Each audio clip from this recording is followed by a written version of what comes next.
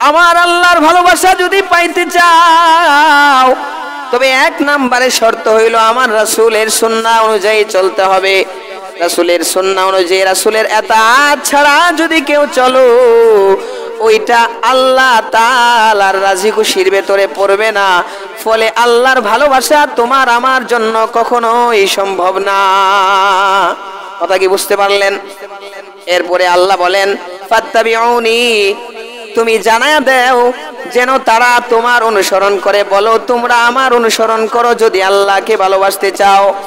আল্লাহর ভালোবাসার দাবি যদি করো তবে আমি নবীকে মুহাব্বত করতে আরম্ভ করে দাও, আমি নবীজিকে ইতাআত করতে আরম্ভ করে দাও।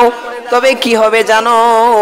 ইউহিব্বুকুমুল্লাহু ওয়া ইয়াগফির লাকুম যুনুবাকুম ওয়াল্লাহু গফুরুর রহিম। জোরে বলেন আল্লাহু আকবার, আরো জোরে বলেন আল্লাহু আকবার।